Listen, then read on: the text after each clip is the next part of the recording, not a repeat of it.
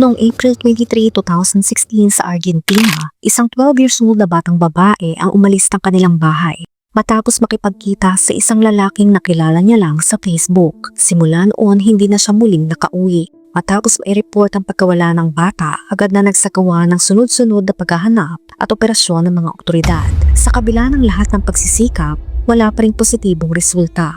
Mabilis na kumalat ang balita at naging tampok sa mga news outlet ang kaso. Habang lumilipas sa mga araw, lalong tumindi ang kaba at pag-aalala ng kanyang pamilya at ng buong komunidad. Isang buwan na ang nakalipas, ngunit patuloy pa rin ang walang kasiguraduhang paghahanap hanggang sa isang araw may nangyari na hindi inaasahan.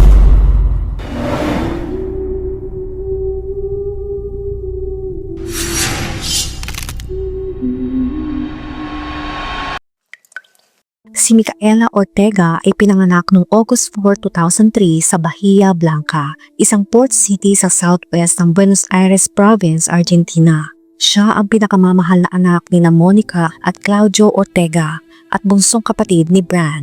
Kilala bilang M sa kanyang mga malalapit na kakilala. Si Micaela ang nagsilbing liwanag sa kanilang pamilya, lalo na sa kanyang ama na itinuturing niyang bayani. Tulad ng maraming pamilya, dumating ang panahong nagpasya sina Claudio at Monica na maghiwalay. Gayunpaman, nanatiling maayos ang kanilang relasyon bilang magulang at siniguradong patuloy na nararamdaman ng mga bata ang kanilang presensya at pagmamahal. Sa pagpasok sa kanyang teenage years, naging mas malapit si Micaela sa kanyang kaibigang si Ornelia, anak ni Guadalupe. Lalo pang tumibay ang kanilang samahan matapos ang isang school trip habang naghahanda sila sa pagpasok ng high school. Isang bagong yugto sa kanilang buhay. Sa kabila ng mga pagbabago, nanatili ang kanyang pagiging masayahin at mapagmalasaki. Pangarap niya maging isang veterinaryo o guro sa special education dahil sa kanyang pagmamahal sa mga hayop at mga batang may kapansanan. Isang makabuluhang halimbawa ng kanyang kabutihan ay nang alagaan niya si Ornelia matapos itong sumailalim sa operasyon at gumamit ng wheelchair. Lagi siyang handang tumulong at magpatawa sa gitna ng mahihirap na sitwasyon. Ngunit habang siya'y lumalaki, napansin ng kanyang ina ang ilang pagbabago sa ugali ni Micaela. Mas madalas silang nagtatalo kahit sa maliliit na bagay tulad ng kanyang pananamit.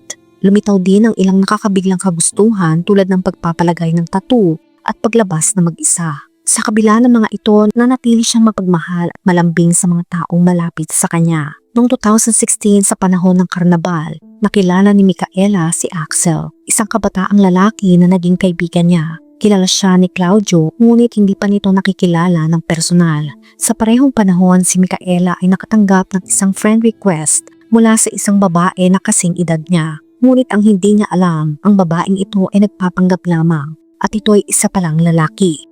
Siya ay si Jonathan Luna, isang 26 years old na lalaki na may madilim na kasaysayan.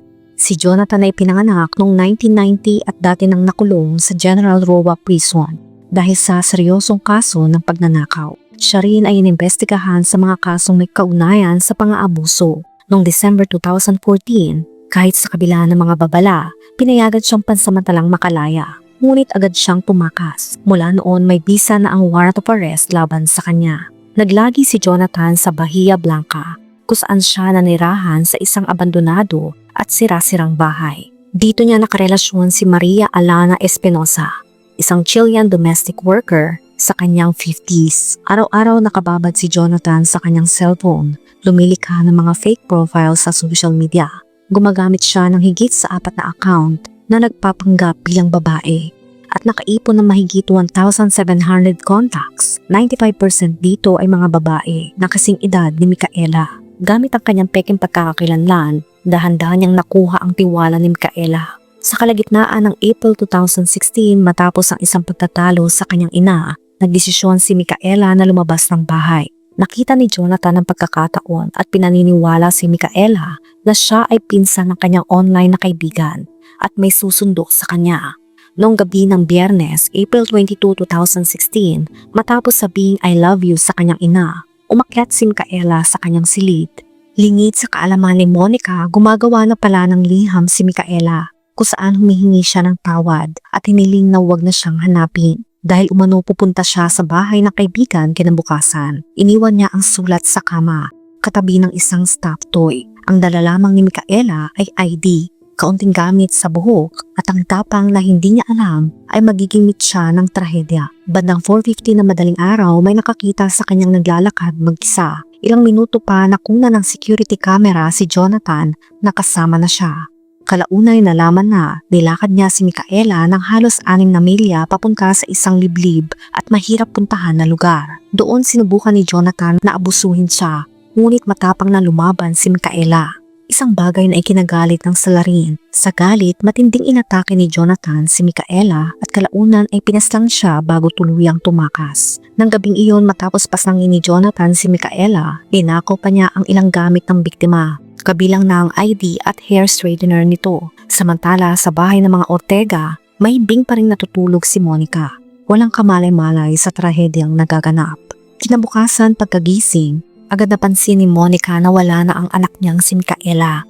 Unang lumitaw ang kaba, lalo na mapansing na wala rin ang hair straightener ng anak. Isang gamit na bihira nitong dalhin. Higit na ikinabahala ni Monica ang pagkawala ng ID, isang bagay na palagi iniiwan ni Micaela sa bahay. Sa ibabaw ng kama natagpuan niya ang isang liham. Malinaw na sulat kamay ito ng kanyang anak na humihingi ng tawad at nagsasabing pupunta siya sa bahay ng kaibigan. Ngunit sa pakiramdam ng isang ina, may mas malalim na dahilan. Lalo pa siyang nagduda na posibleng may mas patandang sangkot at baka sa pilitang itinatago si Micaela. Sa kabilang banda, si Jonathan ay umuwing balisa at basang-basa. Nang tanungin siya ng kanyang kinakasama na si Maria kung ano ang nangyari, inamin niyang may malaking kasalanan siyang nagawa. Samantala, mabilis naman na kumilos ang pamilya ni Micaela. Agad nilang inireport ang pagkawala sa mga otoridad, dahilan para simulan na masinsinang paghahanap. Nakipagbayanihan ng komunidad, ngunit sa kabila ng lawak ng operasyon, walang positibong resulta. Ang kaso ay mabilis na nakarating sa media na humakot na matinding simpatya at atensyon mula sa publiko. Habang ginagabayan ng matinding kutob, nanindigan si Monica na hindi lumabas ng syudad ang kanyang anak. Sa bahay naman ni Jonathan, tahimik itong sumusubaybay sa mga balita. Hinihiling pa sa mga tao roon na manahimik para mas malinaw niya mapakinggan ang mga ulat. Sa isang punto walang awang sinabi ni Jonathan na si Micaela ang may kasalanan sa nangyari sa kanya, sabay gamit ng mapanirang pananalita laban sa biktima. Habang lumilipas sa mga araw, lalong lumalalim ang sakit at pangungulila ng pamilya ni Micaela. Unti-unting nauubos ang pondo para sa paghahanap. Dumating sa punto na wala na silang sapat na pera para mag-print ng colored photos ng bata. Ngunit sa gitna ng kawalang pag-asa, mailang tao sa komunidad ang kusa pa ring tumutulong. Ginagamit ang sarili nilang pera upang makapagpaskil ng flyers. Pagkalipas ng 13 araw mula nang mawala si Micaela, isang CCTV footage ang lumitaw. Kita sa video ang isang batang babae na may pink na backpack at Mickey Mouse sweater. At agad naman itong nakilala ni Monica bilang sa kanyang anak.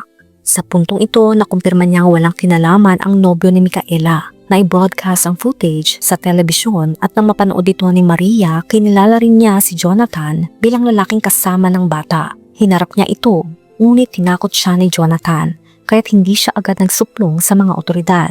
Sa parehong panahon nakatanggap si Monica ng tawag mula sa isang batang babaeng nagpapanggap na si Micaela. Sinabi nitong may sakit siya at nangangailangan ng pera. Nangako itong uuwi kapag natanggap na ang pera. Pero dahil sa instinct ng isang ina, alam ni Monica na isa itong panluloko. Pinuntahan niya ang address kung saan galing ang tawag at hinarap ang mga magulang ng bata. Ngunit imbes na humingi ng tawad, ipinagtanggol pa ng mga ito ang anak. Sinabing isa lamang itong harmless prank. Ang ganitong klase ng pagtrato ay nagdagdag ng pait at frustration kay Monica.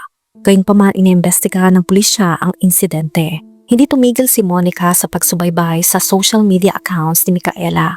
Naniniwala siyang ang kasagutan ay makikita sa mga huling nakausap ng kanyang anak.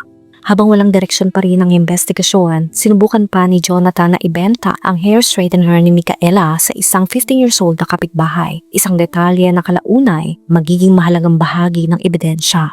Pagkalipas ng halos isang buwan, nagsama-sama ang pamilya, kaibigan at buong komunidad sa isang candlelight march. Umaasang ligtas pa si Micaela at muling makakabalik. Isang babae ang lumapit kay Monica at nagmungkahi ng kakaibang hakbang. Ang humingi ng tulong mula sa isang kilalang dog handler na eksperto sa search and rescue missions. Naramdaman ni Monica na ito na ang tamang pagkakataon. Kaya noong 2 linggo ng Mayo, bumiyahe siya ng halos 200 miles upang makausap ang dog handler. Kasama ng handler, 2 assistants at isang bloodhound na si Duke, sinimulan nila ang matyagang paghahanap. Gamit ang advanced scent tracking techniques, umaasa silang matutuntun pa si Micaela kahit matagal na siyang nawawala. Sa gitna ng lahat ng ito, may dumating na mahalagang impormasyon mula sa National Center for Missing and Exploited Children, isang non-profit sa US. Lumitaw ang koneksyon ni Jonathan kay Micaela, pati na ang madilim niyang criminal record. Isa itong matinding pag-usad sa investigasyon. Ginamit ng dog handler at ang kanyang bloodhound na si Duke ang personal na gamit ni Micaela, isang ginamit na band-aid at ilang hibla ng buhok mula sa kanyang suklay upang sundan ang kanyang amoy. Nagsimula ang paghahanap mula sa bahay ni Micaela patungo sa isang bus stop na nakuna ng surveillance footage. Matapos ang sandaling pahinga, muling nakakuha si Duke ng trail at tinahak ang isa pang lokasyon kung saan nakita si Micaela na may kasamang lalaki. Tumagal ng halos 3 milya ang tracking, isang mahalagang lead para sa team. Nang dumilim, ipinagpasya nilang ipagpatuloy ang paghahanap kinabukasan. Habang patuloy ang pag-iimbestiga, kinausap ng mga otoridad si Maria, ang kinakasama ni Jonathan, na sa huli ay voluntaryong nagbigay ng mahalagang impormasyon. Mula rito nakakuha ng search warrant para sa bahay nila. Nang mabalitaan ng komunidad na ang susi sa pagkawala ni Micaela ay maaring nasa loob lamang ng kanilang lugar, nagalit ang mga kapitbahay at nagtangkang sunugin ang bahay ni Jonathan. Bagamat hindi ito tuluyang nasira, natagpuan sa loob ang hair straightener, mga cellphone at iba pang gamit ni Micaela na kinumpirma ng search dog. Sa dami ng ebidensya, wala nang nagawa si Jonathan. Inaresto siya at kalaunan ay inamin niya ang kanyang nagawa. Tinumbong niya sa mga otoridad kung saan niya itinago ang labi. Noong May 28, 2016, nagtungo ang mga pulis, ang pamilya ni Micaela, ang dog handler at si Duke sa lugar malapit sa mga riles ng tren. Pinangunahan ni Duke ang grupo sa paglalakad na mahigit 10 kilometro. Dumaan sila sa mga abandonadong tren sa maputik at tinik-tinik na mga lugar at sa isang damuhan malapit sa gas company. Sa isang punto tila nagkakagulo ang kilos si Duke, tumatawid sa mga barbed wire fence at umiikot-ikot. Pero bigla siya naging alerto, masiglang tumahol at tumigil sa isang bahagi ng matarik na damuhan. Doon natagpuan si Micaela. Bagamat napakasakit ang sinapit, labis ang pasasalamat ni Monica sa dog handler at kay Duke. Ang kawalang katiyakan na bumalot sa kanila ng halos 1 buwan ay tuluyan ng nagwakas. Si Micaela ay natagpuan na, bagamat hindi sa paraang inaasam. Habang niluluksa ang pagkawala ng isang inosenteng buhay, umaapaw ang galit ng publiko. Nananawagan ang buong lungsod ng habang buhay na pagkakakulong para kay Jonathan. Samantala, hinihintay ng mga otoridad ang paunang resulta ng autopsy. Inilipat si Jonathan mula sa istasyon ng pulisya patungo sa tanggapan ng district attorney. Tumanggi siyang tumestigo. Ito ay isang karapatan niya. Kaya dahil dito naantala ang legal na proseso, siya ay nilagay sa kustodiya habang binigyan ang prosecution ng 15 days upang formal na magsampa ng kaso at humiling ng pre-trial detention. Noong May 30, 2016, inihatid si Micaela sa huling hantungan. Dumagsa ang mga tao sa kanyang libing, mga kaibigan, kamag-anak at mga taong nakiramay sa sakit ng pamilya. Sa gitna ng dalamhati, isang taus-pusong pagpupugay ang inialay bilang parangal sa maikli ngunit makabuluhang buhay ng isang batang babae. Minahal at hinangaan ng marami. Mula noon, si Monica ay naging tagapagsalita at tagapagtanggol ng hustisya para sa kanyang anak. Nahaharap si Jonathan sa mga mabibigat na kaso kabilang ang pagpaslang, tangkang pang-aabuso, pagnanakaw at iba pang seryosong paglabag sa batas. Kasama rin sa mga isinampang reklamo ang online exploitation kung saan umano'y ginamit ang internet para akitin ang isang menor de edad. Alinsunod sa Argentine Penal Code, dahil sa dami at bigat ng mga kasalanan,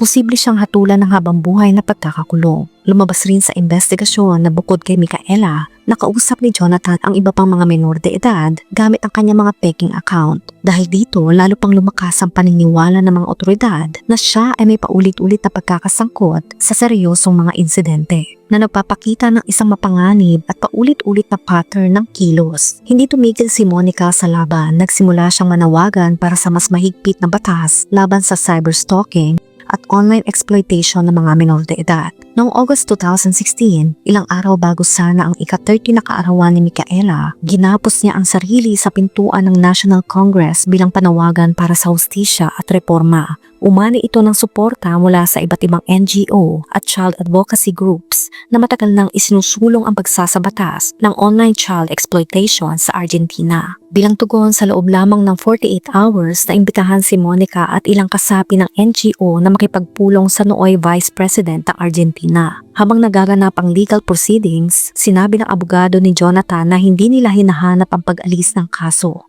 kundi plano questionin ang framing ng mga kaso. Noong October 2017, mahigit isang taon matapos ang insidente, nagsimula ang paglilitis. Sa unang araw dumating si Jonathan sa korte na may bulletproof vest, helmet, sinamahan ng 8 prison guards. Habang binabasa ang mga detalye ng kaso, malingaw-ngaw ang sigaw at insulto mula sa mga kaanak at supporters ng pamilya Ortega. Isang viral moment ang nakita sa korte. Habang sinusubukan pakalmahin ni Monica ang kanyang mga kaanak, tiningala niya ang langit. Huminga ng malalim at buong tapang na hinarap ang lalaking pumastang sa kanyang anak.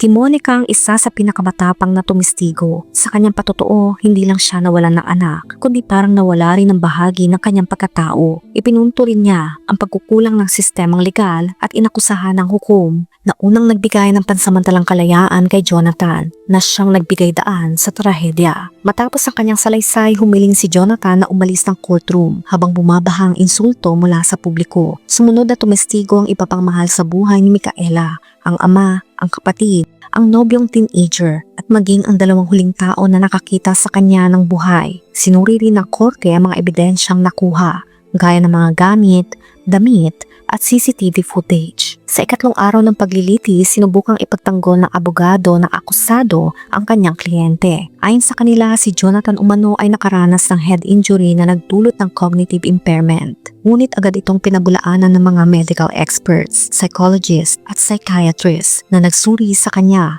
Lahat sila ay nagkakaisang nagsabi na si Jonathan ay kumilos ng may malinaw na intensyon, sistema at ganap na kaalaman sa kanyang mga ginagawa. Pagkalipas ng 1 linggo ng paglilitis, inilabas ng mga hukom ang kanilang hatol. Si Jonathan ay nagkasala ng kasong triple aggravated homicide dahil sa premeditation, gender-based violence at pagtatangkang pagtakpa ng iba pang mga krimen. Napatunayan din siyang guilty sa karahasang sexual, cyberstalking at pagnanakaw.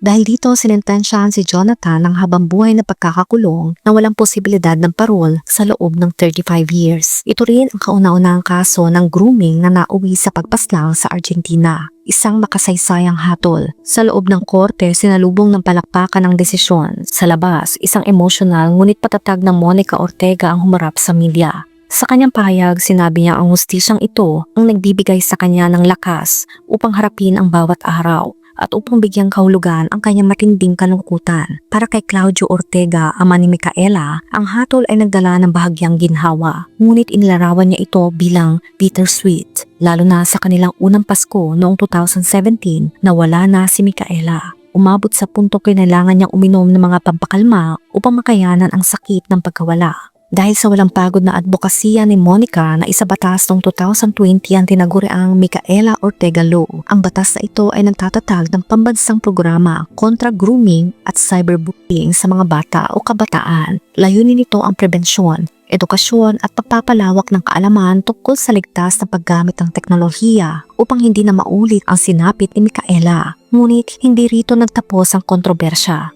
Noong August 2022, 2 taon matapos ng hatol, muling naging laman ng balita ang kaso. Ipinahayag ni Jonathan na siya ay nagpakilala bilang isang babae at mula noon ay tinatawag ang sarili bilang Joanna. Hiniling niyang mailipat siya sa isang transgender pavilion sa halip na sa karaniwang men's prison. Bagamat ginagalang na abogado ng pamilya ang karapatang pantao at gender identity, inamin nilang hindi naabisuhan si Monica tungkol sa pagbabagong ito, isang hakbang na lalo pang nagpatingkad sa kanilang pagkadismaya sa sistema. May agam-agam din ng pamilyang Ortega na ito'y maaaring isang legal na estratehiya upang mapaluwag ang sentensya ni Jonathan. Ngunit ayon sa abogado, wala ni isang therapy o psychological evaluation ng paglilitis na nagpahiwatig na si Jonathan ay may gender dysphoria o trans identity noon. Kaya't hindi nila nakikita magiging epektibo ang anumang apela batay sa isyong ito. Noong May 2023, formal nang humiling si Jonathan na mailipat sa Women's Pavilion. Ngunit hindi naglaon, sumiklab na naman ang balita. Ayon kay Monica, si Jonathan ay may cellphone sa loob ng kulungan. Isang fake social media account ang naglabas sa mga larawan at aktibidad online na akusado. Kabilang ang umano'y pag-scam gamit ang pagkakakilanlan ng iba. Matapos ang formal na reklamo ng kampo ni Monica, isinagawa ang pagsusuri ng mga otoridad. At kumpirmado, ang signal ay nagmula mismo sa loob ng kulungan at si Jonathan ay aktual na gumagamit ng cellphone sa kabila ng kanyang sentensya. Noong kalagitnaan ng 2023, tuluyan ng ibinasura ng Korte Suprema ng Argentina ang reklamo ng pampublikong takapagtanggol ni Jonathan. Nanatiling buo ang hatol habang buhay na pagkakakulong, walang posibilidad ng parol sa loob ng 35 years. Sa huli, si Monica na minsang biktima rin ng sistema ay naging simbolo ng ina na hindi kailanman sumuko. Sa bawat hakbang, panawagan at batas na kanyang naisulong, sinisigaw niya ang pangalan ng kanyang anak. Si Micaela ay hindi lang biktima, siya ay alaala, aral at apoy para sa pagbabago. Sa mga panayam sa media, ibinahagi ni Monica na ang pagkakaroon ng maraming larawan ni Micaela sa kanilang tahanan ay nagsisilbing pansamantalang lunas sa sugat ng pagkawala. Sa bawat tingin niya sa mga ngiti ng anak, sa mga litratong iyon, kahit paano'y nababawasan ang bigat ng sakit kahit saglit lamang. Para kay Monica, lahat ng pagbabago, lahat ng diskusyon at bawat batas na naisabatas ay bunga ng paghihirap at alaala ni Micaela. Hindi siya kailanman titigil. Patuloy siyang lalaban para kay Micaela. Sa kanyang puso, si Micaela ay isang mandirigmang lumaban hanggang sa kanyang huling hininga. At bilang ina, hangad ni Monica na sundan ang mga yapak ng anak. Ang yapak ng katapangan, ng pag-asa at ng pananampalataya. Ang tanging niyang panalangin ay ang muling pagkikita nila balang araw. Umaasa siyang ang sakripisyo at pagpanaw ng kanyang anak ay hindi mauuwi sa kawalan, kundi magiging simula ng mas ligtas na kinabukasan para sa ibang kabataan. Hanggang dumating ang araw na iyon, sabi ni Monica, alam kong pinagmamasdan niya ako mula sa likod ng isang bituin. Ikaw, anong masasabi mo sa kwento natin ngayon? Let me know sa comment section. Kung nakaabot ka sa video na ito ay maraming salamat. Huwag kalimutan mag-like, share, subscribe, and turn on the notification. Ingat ka palagi! Ciao!